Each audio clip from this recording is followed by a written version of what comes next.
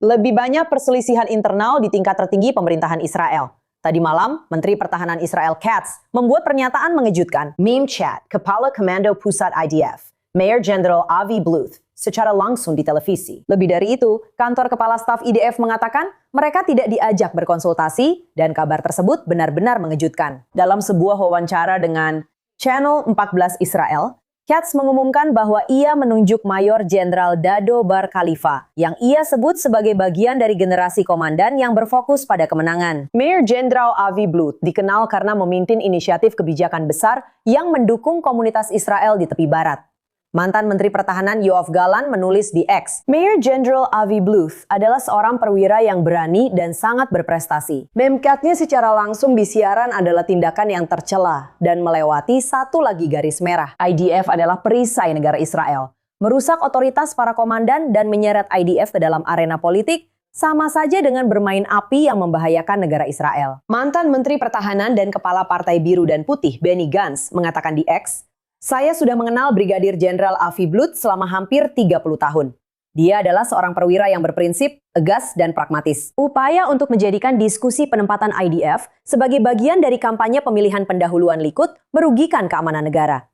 Politisasi IDF bukanlah cara memerintah. Itu adalah bahaya nyata. Mantan Perdana Menteri Israel dan pemimpin oposisi Naftali Bennett menulis, kutip, pemerintah melawan tentaranya sendiri.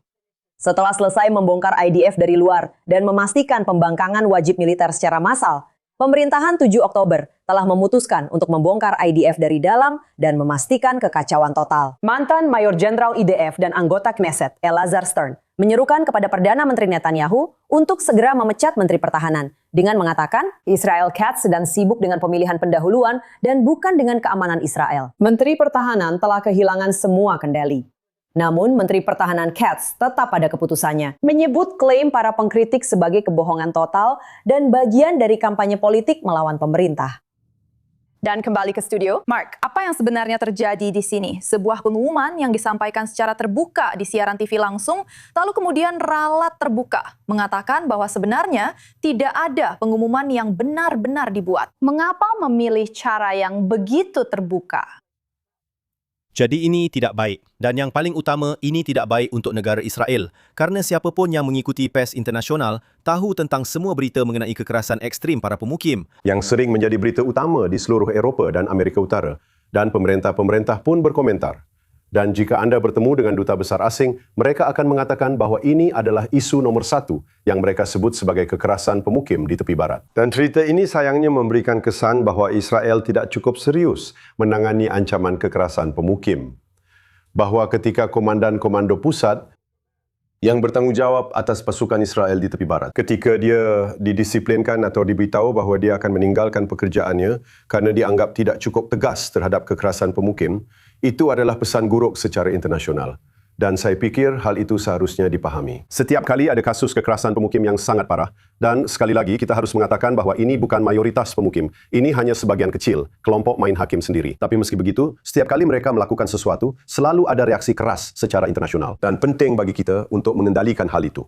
Sekarang, Perdana Menteri dan Menteri Pertahanan, semua orang secara lisan mengatakan ya, bahawa kita harus mengendalikan fenomena ilegal ini. Bahawa tidak boleh ada toleransi. Dan masalah dengan cerita ini memberikan kesan kepada sebagian orang dan akan digunakan untuk melawan negara Israel. Bahawa Israel tidak cukup serius menghadapi ancaman ini. Dan terlepas dari masalah kekerasan yang dilakukan oleh para pemukim itu sendiri, ketika kita melihat ceritanya, tentu saja ini lebih dari sekedar itu. Ini tentang bagaimana politik dan militer saling tercampur dan apa yang terjadi akibatnya. Maksud saya, kita sudah melihat apa yang terjadi ketika militer mulai ikut campur dalam politik. Tapi apa yang terjadi ketika politik seperti ini mulai ikut campur dalam militer? Lihat, dalam sistem pemilihan parlemen seperti di Israel adalah hal yang wajar saat pemilu. Beberapa politisi menggunakan berbagai isu untuk mempromosikan kepentingan mereka. Saya hanya ingin mencatat bahwa sangat disayangkan hal ini terjadi. Seperti yang dikatakan Mark dengan tepat, dan ini adalah salah satu isu yang paling meresahkan atau merugikan di kancah global. Pada akhirnya, Apa yang coba dilakukan Avi Blood di sini, dia mencoba memberlakukan kembali penahanan administratif. Sebuah alat yang dianggap sebagai salah satu alat yang lebih efektif dalam memerangi fenomena yang sangat buruk ini. Dan kemudian karena kesediaannya untuk menindak tegas hal ini, dia dicopot dari jabatannya oleh Menteri Pertahanan. Ini akan, Anda tahu, dengan semua kritik terhadap militer karena dianggap tidak berbuat cukup, meskipun sebenarnya militer bukanlah pasukan kepolisian. Kemampuannya sangat terbatas untuk bertempur. Hal ini karena peran militer di tepi barat dan Yudea serta Samaria adalah untuk melindungi warga Israel.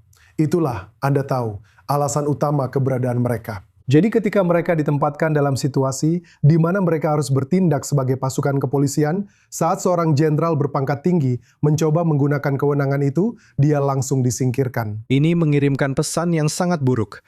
Jadi mengenai pertanyaan Anda tentang campur tangan politik, sayangnya ini adalah hal yang wajar terjadi di negara demokrasi liberal. Sayangnya, hal ini terjadi pada salah satu isu paling krusial bagi Israel di panggung dunia. Dan langkah yang diambil justru tidak membantu Israel, melainkan merugikan posisinya. Dan apa yang bisa kita harapkan sekarang? Maksud saya, kemana isu ini akan mengarah? Apakah kita akan melihat perlawanan dari IDF, dari CATS? Apa langkah selanjutnya? Kita sudah mendengar penolakan dari IDF, juru bicara IDF yang mewakili militer. Dia mengatakan dengan sangat jelas bahwa belum ada pengumuman bahwa Kepala Komando Pusat akan segera diganti dan hal itu belum dikoordinasikan dengan Kepala Staf. Tentu saja, ada isu yang lebih besar di sini tentang kendali sipil atas militer. Pada akhirnya, kita hidup di negara di mana militer berada di bawah otoritas pemerintah yang terpilih. Dan jika pemerintah terpilih memiliki pendapat yang kuat, tentara harus mendengarkan. Tentara tidak membuat kebijakan.